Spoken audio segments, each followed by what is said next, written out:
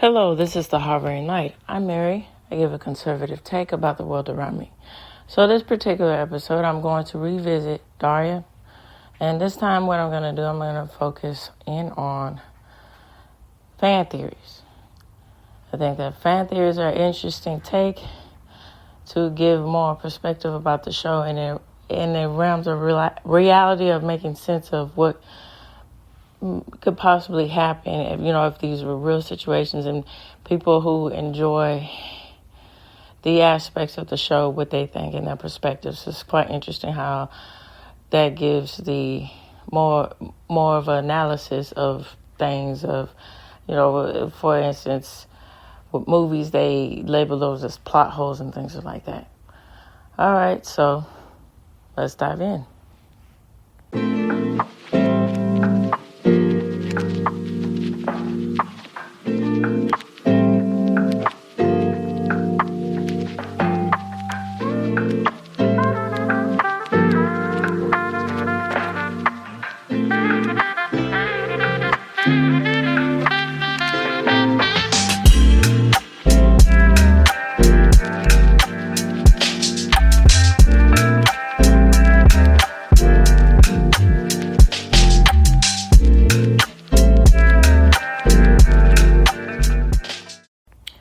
All right, Daria.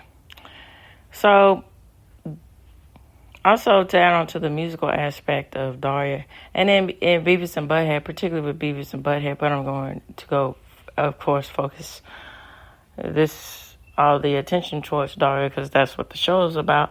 But both of the shows centered around music too, as another platform of talking about the relevance of music and in youth and culture. So, for instance, in Beavis and Butthead, you would cut into them seeing rock stars or heavy metal stars and then talking about them and giving an analysis about the stars.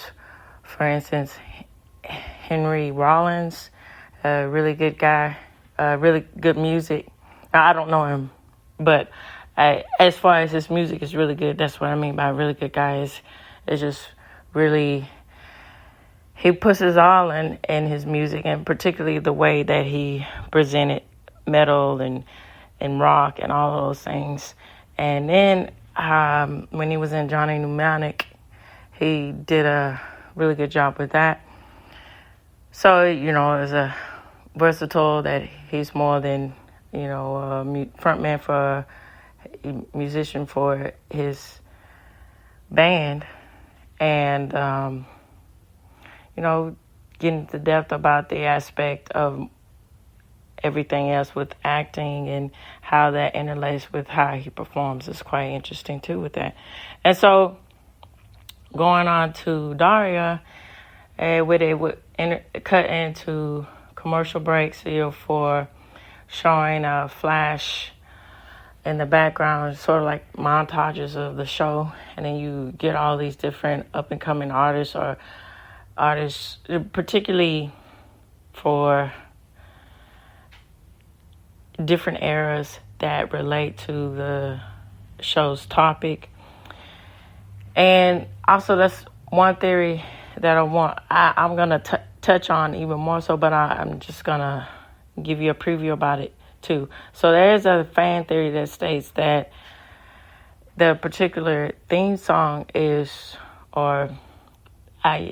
something like that, but I'm going to go into more detail, that it is music that is particularly stuck in our head at the time. And so that's also going into the analysis of these fan theories, particularly that's a popular fan theory of going in dismantling or debunking or breaking down the aspects of the mental well-being of the main characters. So with Daria, it was particularly interesting to me because particularly growing up in the 90s and the early 2000s, it gave the witty and the mixed witty and dark humor together to where it, to me, worked well with giving a glimpse into the aspect of the teenage psyche. And then also a glimpse into the aspect of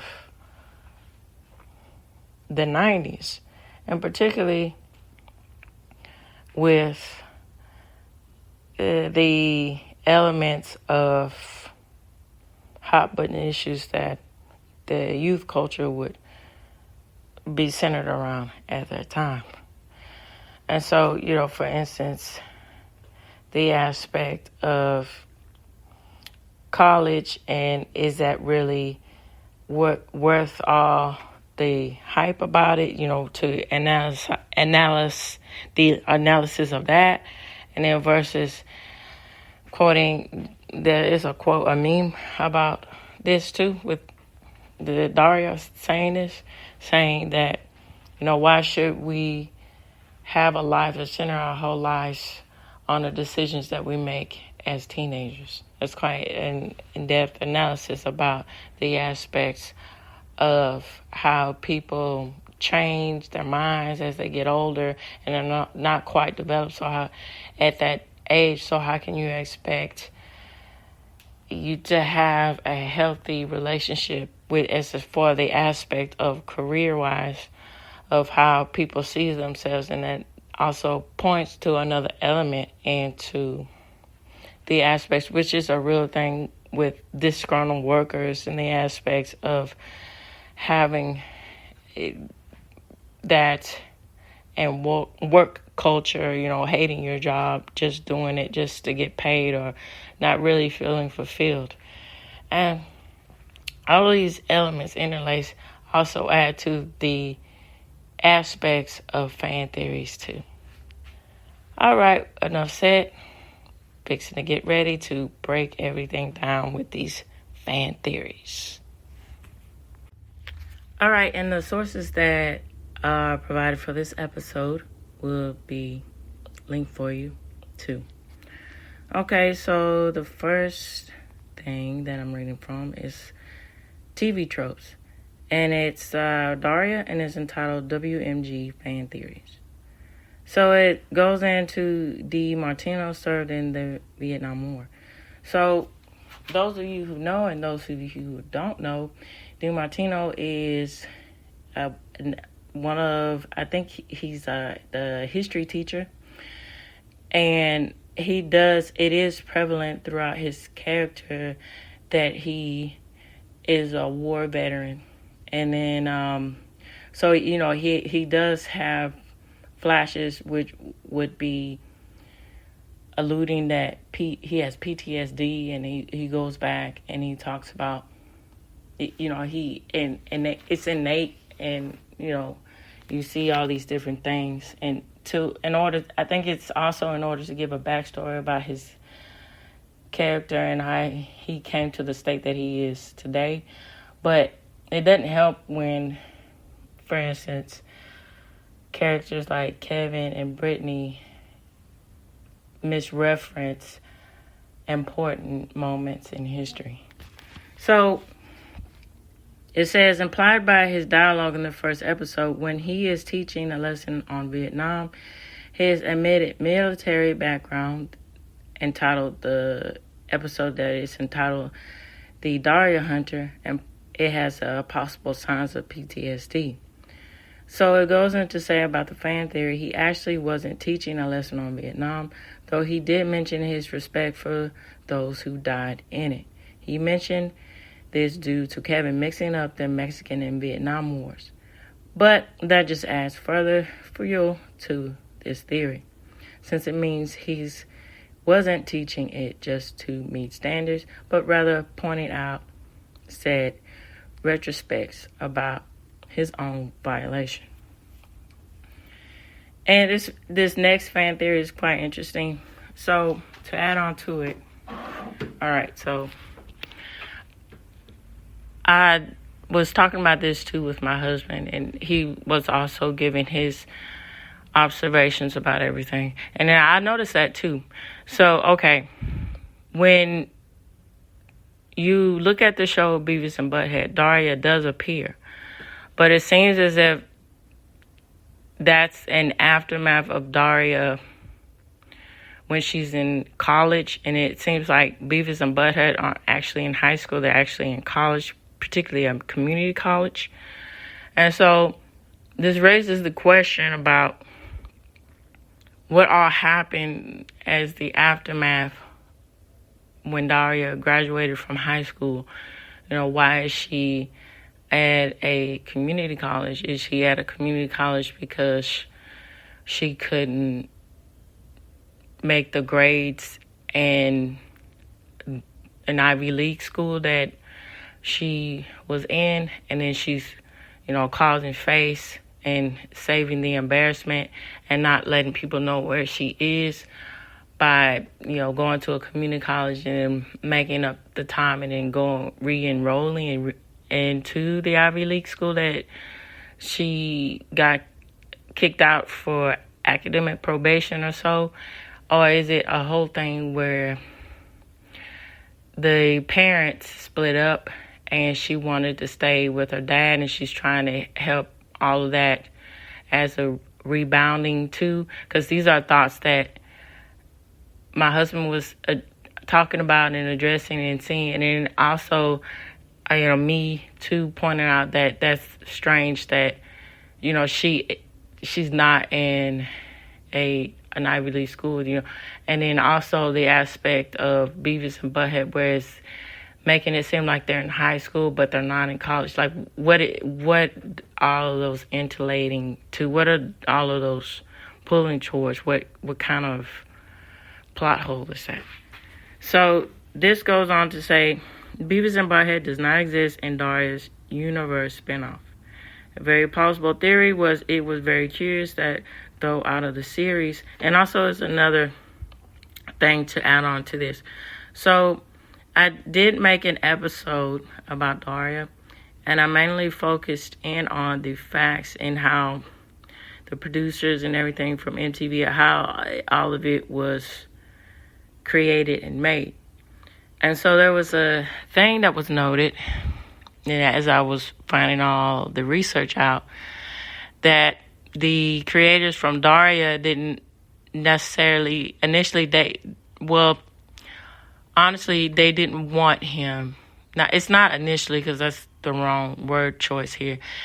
That's the way it seems with the research that I found, that they didn't want Mike Chud and the creative flow of Daria. The creators wanted to break out and do something on their own, and they didn't want his hand in it. So maybe that's a thing too, why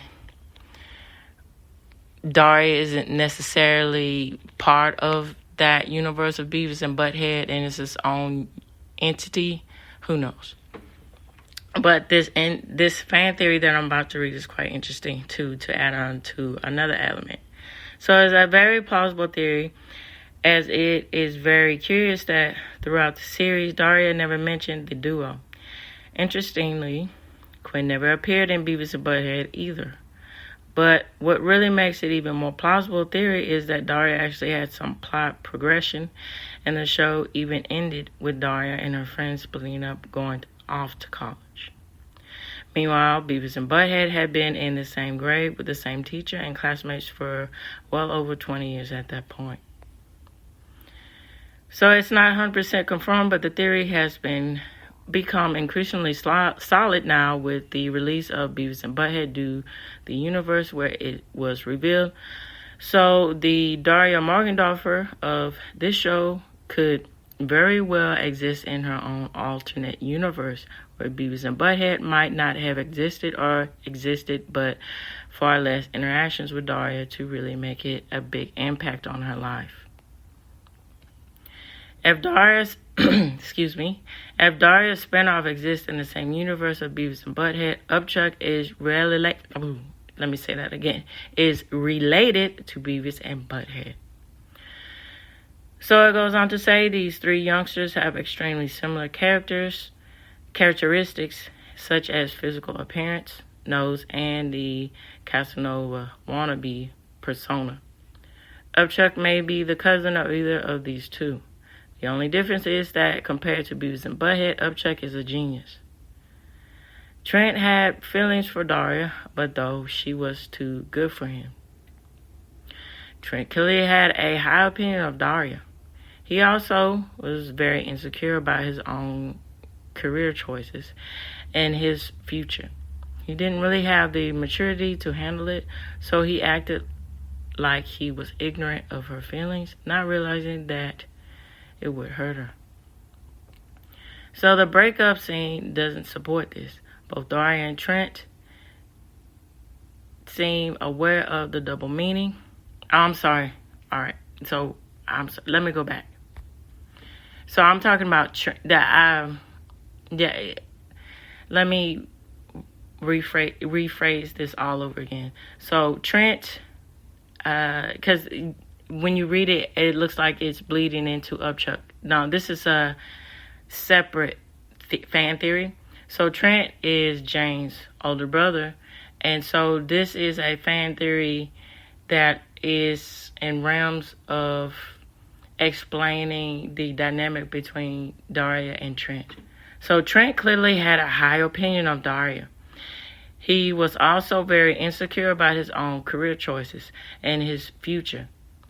He didn't, and you see that prevalent to how he keeps saying he wants to be a musician and he wants to live his life the way he wants to and then pursue these goals, but yet at the same time he has some doubt about it. And so she goes in to reassure him in the show that, at least you can say that you live your life by trying the things that you actually want to do, and that's bold to do. Of course I'm paraphrasing. So he was also very insecure about his own career choices and his future. He didn't really have the maturity to handle it, so he acted like he was ignorant of her feelings, not realizing that it would hurt her. So the breakup, in this scene, it doesn't support this. Both Daria and Trent seem aware of the double meaning of their conversation about why they shouldn't have agreed to cooperate on a school project. It goes to say with this quote, "I guess it was a bad idea for us to get together for this." In the end, once Daria has clearly gotten over Trent, he gives her a peck on the cheek, something he never did while she had a crush on him. All right, so as I mentioned before in my opening thoughts, so this is a fan theory that states this. The music that's playing in the background of the original version of each episode is the music Daria had stuck in her head at the time. So this is the note of it. So the music was almost completely rewritten for the DVD release. So this does not apply to that, though the songs on the DVDs reflect the spirit of the originals. So maybe the theory can still work for them. Daria on MTV Production used songs that were recent at the time of airing as background music. All right, next fan theory says, the entire series is written by Daria herself. It would explain why Brittany and Kevin are so dumb. Miss Lee is so evil and bureaucratic. And I'll go into the aspect too. There is a Wikipedia wiki that goes into the aspect of the dynamic between the political ideologies of these characters, and particularly with Daria. Alright, so why Helen and Jake are so embarrassing, why Quinn is the way that she is, etc. It also explains why character development kicked in most of the major characters as the years progressed, except Kevin, of course.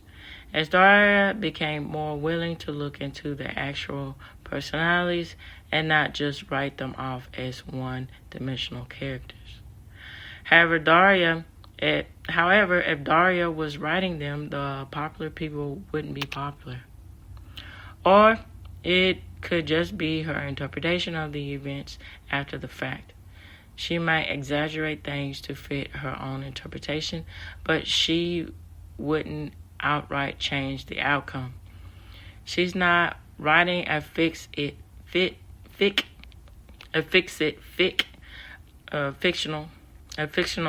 fix it about her life, but a recording of the events from her own point of view. Some of these mistakes Daria makes are very difficult to realize without remembering the exact details of what happened, ergo occasionally mistaking Brittany and Kevin's stupidity for malice. Alright, so this next fan theory goes into saying the episode Depth Takes a Holiday is a daydream of Daria's. It's basically a bizarre daydream that Daria is having. The holiday spirits are also part of her wish fulfillment for people who might actually appreciate her. This is helped by the fact that they say that she is cool and the only one who can help her is him. And it just also goes into the perspective about this fan theory of Daria's mental state, particularly does Daria actually have a mental illness? And then the whole running joke, particularly about her room, how it's all padded.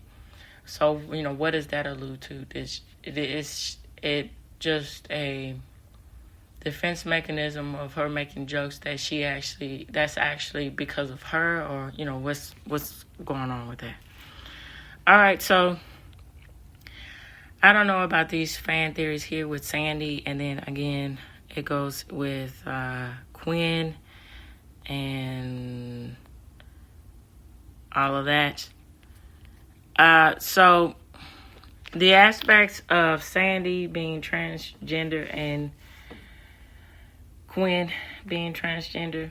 So I think that this person who created these fan theories or what have you, or if it's a multitude of people, are missing the point of the aspect of personas of the 90s. So it was either a thing where women, particularly young women and girls, teenage girls, that is, having the trait of being a strong woman where you don't inflect your voice, that you just kind of monotone. And I think Sandy embodies that aspect. I don't think there's a transgender deal going on. And then on the polar opposite of that, on the extreme of Quinn, being very girly, very bubbly and things like that. Those are, they were common personality traits that you would see a lot of times in popular music, movies, etc. in the 90s. So I think they're making commentary about that. So it says, thus her deep voice, highly aggressive attitude, and extreme bitterness and resentment towards Quinn, the beautiful teenage girl she wants to be. That would make her sympathetic. So it goes on to say you can't go on the drugs and have the surgery that allow that until you're through puberty. So if she is a trans woman, how does she hide her, parts? And it goes on to say, actually, there are plenty of trans women who transition before puberty.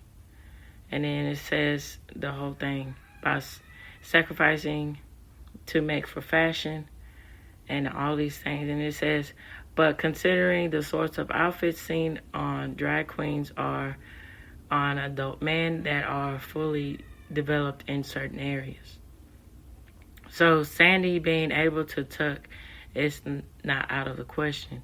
And she could do this in another room when she needs to change. If at least some of her facial features could be considered too masculine, even with the kind of makeup the Fashion Club wears, there are probably special makeup techniques she could do in addition. So again, I think this is just really far-fetched too. And then, it's just a shame that in the times that we live in, this is prevalent. I think where it's prevalent, it's, we gotta see things for what it is, that this is pushed as a normal thing. Transgender, sex changes and all that is fine to do while you're in puberty or before puberty. And actually, no, it's not fine. That's child abuse, really. And you got to talk to the kid and, work with them. And then when they are an adult, then they want to still do that. Okay, they're an adult. But, hey, again, that's the whole thing with the moral compass. You got to think about the benefit of the children. So, I think that with these fan theories, that's what it's traced in on, looking at things from this century's, well, not century, but this era's point of view. So it also says with Quinn, with her male to female transgender deal, it says Quinn's issues resolving around her pores and cheese on pizza are because of that way that she interacts with her hormones and testosterone blockers. This is one instance of this fan theory. So,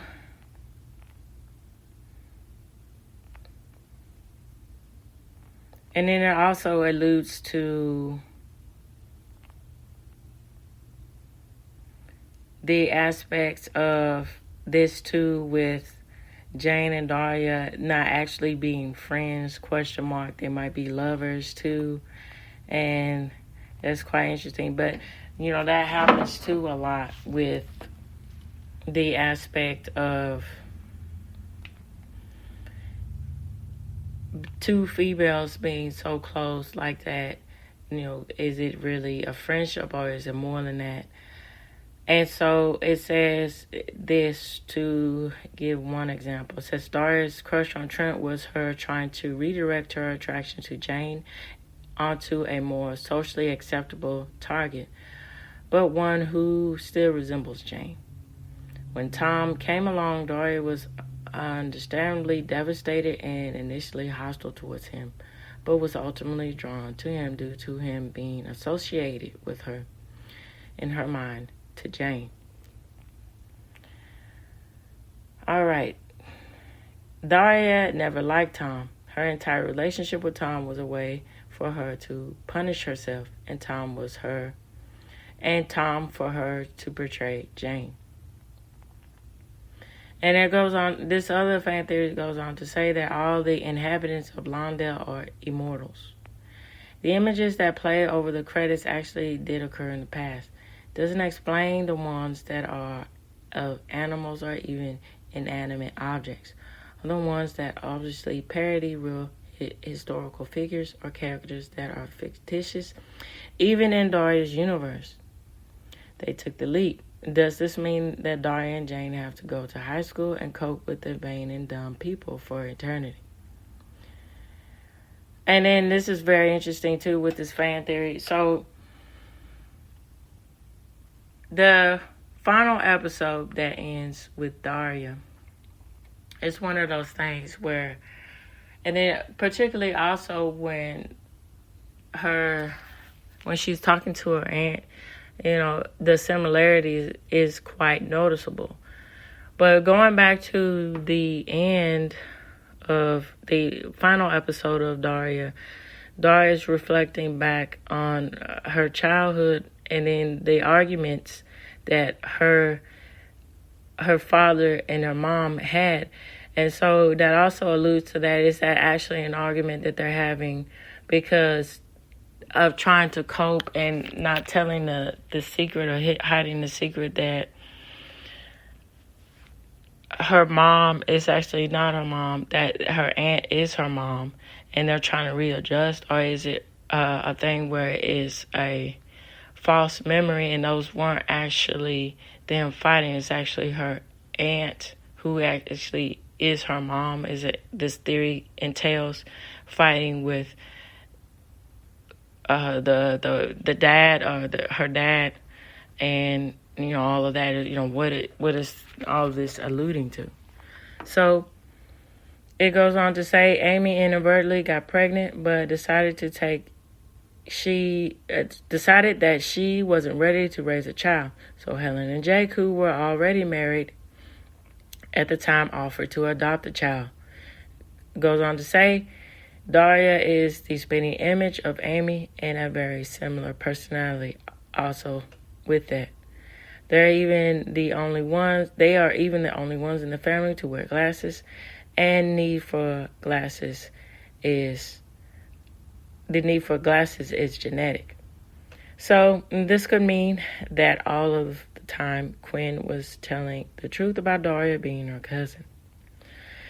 It also makes sense in the first episode when Daria overhears Quinn telling a guy that she's an only child and gets angry. She's PO'd that Quinn doesn't see her as a real sibling. This might also explain Daria's alienation from her parents and why her mother often pushes her instead of Quinn, and says she doesn't want to treat Amy's daughter better than her own. While it seems that Helen has a lot of rage towards Rita, maybe she doesn't have that level of frustration towards Amy because she takes some of it out on Daria.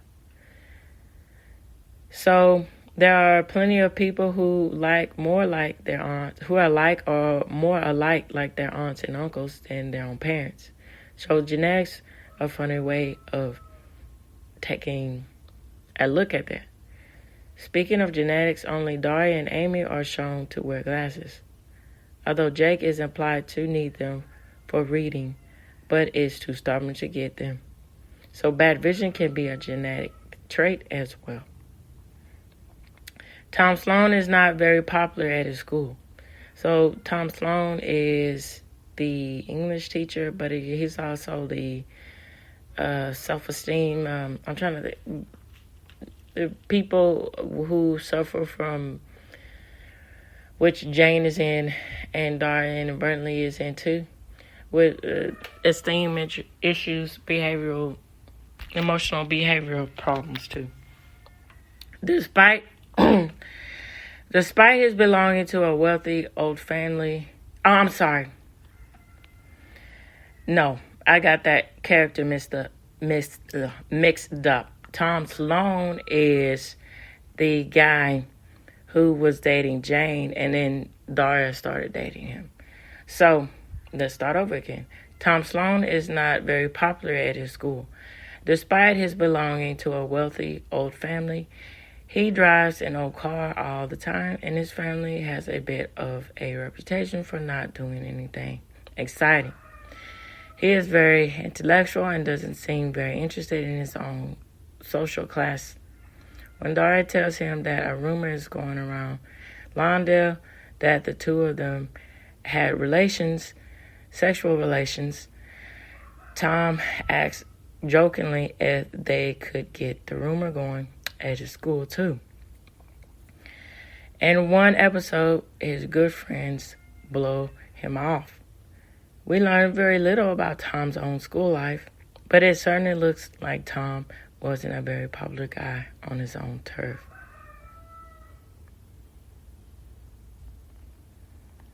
All right, and it goes on to say, so it says Aeon Flux is a descendant of Daria, Jane, or perhaps both. No real reasons other than it would tie to the rest of the MTV animation verse. And she doesn't have a similar sarcastic tone voice, at least. Upchuck is Archie Andrews. Perhaps the alternate universe version or something. Or perhaps this is the real Archie, and Archie Comics is just his fantasy life. And Jake and John Arbuckle from Garfield. Considering Mad Dog opinions of cats, Jake would more likely be John Arbuckle from Garfield. If Jake is the original John, does that make him Helen? And Daria and Jane are Marcy and Peppermint Patty from Peanuts. That's quite interesting, mixing all these universes up as to explain the aspects how other cartoons that are in the realms of what Daria is addressing, if it's a possibility they have ties. All right, so the full name of Mystic Spiral is actually Mystic Spiral, but we're thinking of changing the name. This is why the introduction themselves, that way most of the time Mystic Spiral is just a form of the name. Mystic Spiral ended up getting that big break by opening for the Death Lock, I believe the pronunciation of that. And those of these shows on set of said tour will bring forth the metal clips. Fittingly, Daria and Jane will mock the carnage and senseless violence around them. Tiffany is actually Alan Rickman, or at least Alan Rickman playing Snap, hence the awkward pause. So Mac have played Tom's. Tiffany. So Tiffany, I think that's one of the teachers, but okay, that's quite interesting. So Mac is one of the football players. So Mac would have played Tom's role and been involved in the love triangle with Daria and Jane if the producers had found a stable voice for him and got to use him more like they wanted to. One of the main complaints about Tom was that he was brought in out of nowhere simply to act as a plot device to set up the love triangle story arc, and that it would have been better to use established characters. Out of all of the teenage boys and the regular cast before Tom's introduction, Mac would have fit the bill perfectly, especially in the books. So that his relationship with Jody is shaky. He at least is sympathetic towards the girls and closer to their intellectual level than any other reoccurring male character of their age. Daria takes place in the same universe as Becker. And Becker was a popular series in the 90s that starred Ted Danson, and Ted Danson in that show was a pessimistic doctor that lived in New York. There's an episode of Becker that's entitled Old Yeller, where he encounters this really sarcastic girl in glasses. So it says, everything about her, even her voice, reminds this person that wrote the TV trope of Daria. It goes on to say the aspect of Daria, another fan theory of Daria having autism. So most of the common theory is Asperger's syndrome, and on her actions, interests, and interactions with other characters.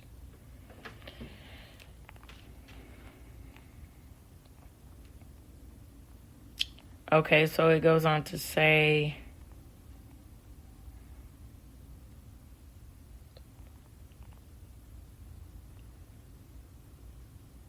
says, I think the inception is wrong, the wrong word to use.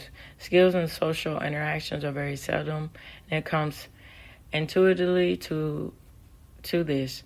But there's nothing that says all of this are always socially incept. It's just a means that we learn social interactions the way one would learn a foreign language intellectually.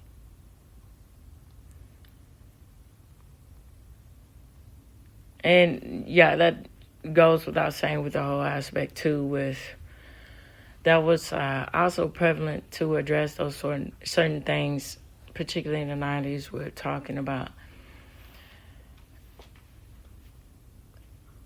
being antisocial, and then the whole aspect of how that interlaced in different music, and sort of the aspect with bands like Smashing Pumpkins and more bands like that, and then some, interlaced too with the aspect of grunge and things like that, making commentary about the aspect of how youth see themselves and the aspect of the Generation X, how they see their disposition in life. So, that could be a thing too with their addressing with Daria and her anti-socialism.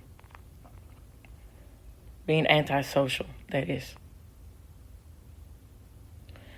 And so this is a common trope too with the aspect of that the characters are dead.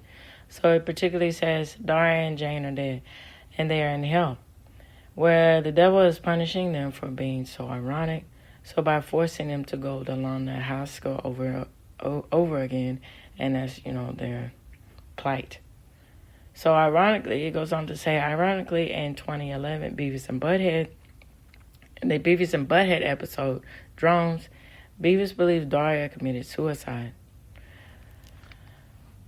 So if it wasn't for Butthead to mention she moved away by deleting herself like that, Beavis was right, or Daria is no longer there, passed on, and Londell is her hell. All right, so I am going to get into talk about the political aspects of Daria. And if you want to read further into these fan theories, it's a long list, so I will have that link provided for you. All right, here we go. Daria and politics. It goes on to say the political views of Daria, of the characters of Daria, is frequent, and the topics among fans. Because Daria Morgendorffer herself is so thoughtfully characterized as both cynical and sarcastic, and fully lives up to those labels. So it is hard to know whether to take her seriously when she offers her opinions. It is generally believed that she is like several of the show's main characters. Yeah, goes on to say, has a mild leaning towards the political left. Her parents have much stronger liberal leaning attitudes about politics, but even they have moderate views since their teenage hippie years. And they are prone to change their opinions in conversations with others to be agreeable.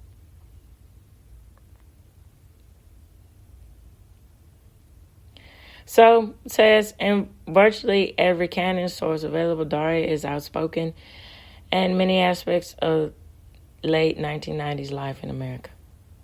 She reveals the middle class a way of life. It's the way of life and its value system. Mocks and challenges authority at every turn, and scorns her peers in every category, from their intellects to their moral code. Her verbal bars do not go unnoticed. Mr. O'Neill is the English teacher. And writes a letter to her parents and the Daria diaries to complain about her disrespectful and wandering remarks. And Andrew confronts both Daria and Jane with the consequences of their sarcasm and the mart of darkness. One of Daria's most present nemesis, Miss Lee, the principal, even gives Daria, Angela Lee that is, even gives Daria a special award for the latter graduation, and is it college yet, for dazzling academic achievement in the face of a near total chaos. The chaos of it all. And, her making note of that, the principal. So, it is noteworthy that most of those receiving Daria's barbs are not conservatives. Helen and Jake Morgendorffer, Mr. O'Neill, And of course, this source will be provided for you in this episode. And I'm going on the tones of how this person wrote this piece. So it is noteworthy that most of those receiving Daria's barbs are not conservative. Helen and Jake Morgendorffer, Mr. O'Neill, and many others are in fact political liberals who access Daria's mocks without end. She has, however, expressed mild respect for the ideas of the 1960s left wing, and that was them, this is dumb, and prize fighters. She also expressed contempt for part of the capitalist system and general and large corporations, specifically saying in an essay they were following the planet and cheating their workers just to keep their stock prices pumped. She was extremely put off to find the Wizard Foundation, though she was writing a spoof. She also showed disdain for Wizards' hiring and promotion policies, which disadvantaged women and minorities. The word, according to Daria essay, it is all so taxing. It has asked, how does it help the poor to give numerous tax breaks to the super rich while dating Tom Sloan? She was also repeatedly at odds with the privilege and assumption of the upper class, and also jumped to conclusions based on her own assumptions about Tom's class. Her specific views on political issues and parties are rarely stated. We don't know what else she thought about the Clintons, and she was horrified at the idea of Beavis and Butthead talking to them. The New Kid and the World, according to Daria, are rare exceptions. All right, so the New Kid, Daria gives two straight answers: that she's in favor of unmandated emissions control for developing nations, but thanks UN mandated, that is, but thanks that UN timetables are unrealistic. And she feels trade embargo are the effective ways of dealing with human rights violations. But the U.S. government always finds a loophole when it comes to major trading partners. And then lastly, it says, in another off-canon moment, the final essay of the world, according to Daria. Daria jokes that she'd appear on Becoming and My Dream Comes True as a transform to the aspect of the president of the Czech Republic. And this may mean she is genuine in favor of that. And so the left-wing ruler, who was famous for his political fiction and essays, was the key figure in the aspects of communism. And then I believe the pronunciation is Helvet. But this source, of course, will be provided for you in this episode. So I want to end on this note. All right, so yes, of course, there is elements and examples in the times that we're living in. And let me say that again. In the times that we're living in, of people boldly addressing, making social commentary about things that are uncomfortable, and that should be noted. But it also should be noted, too, about the aspect of things that were addressed in the past might not be so favorable today. So that takes on another point that I'm going to end with.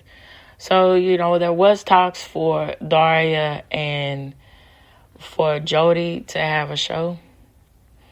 And I think it was supposed to be in either 2021 or something along the lines of that. So it's quite interesting that didn't get released and then of course they came out with a PR politely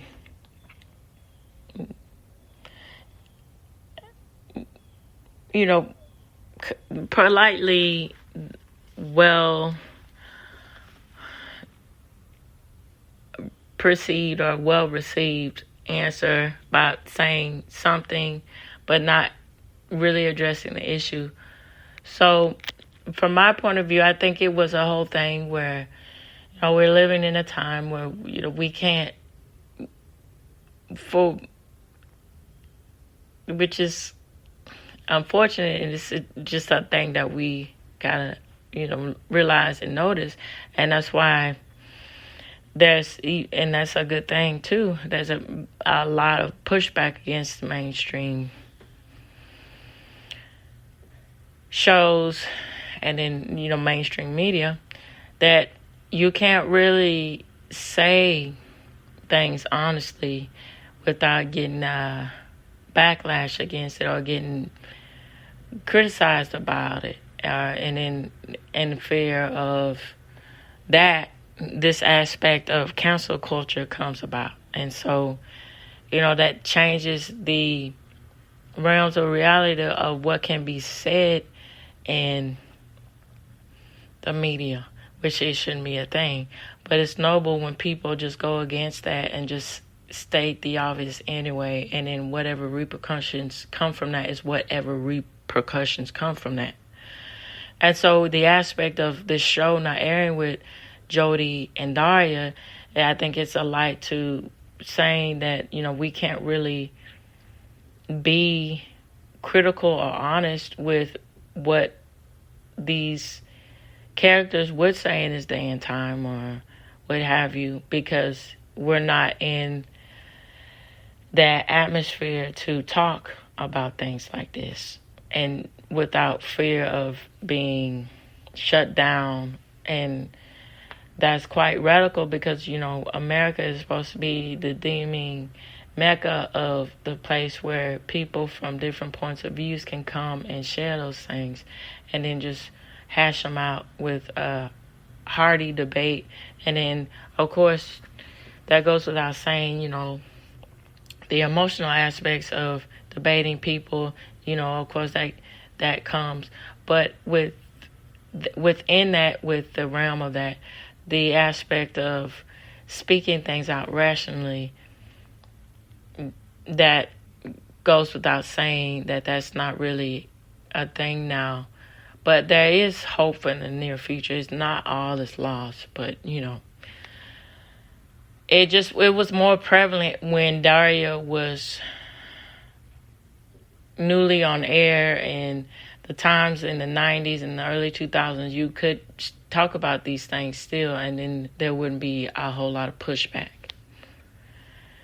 And so, adding on to the element of fan theories, it's also another way for people to address times of what they see, how they see these characters in the era of today, and also people who are of the original generation of Daria, giving pinpoints of what they think about the aspects of Daria and how that weighs in on the concept of how influential this show was in society.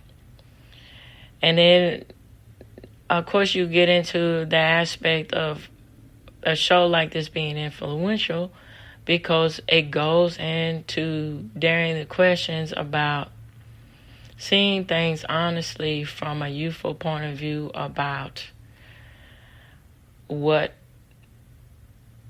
people are facing.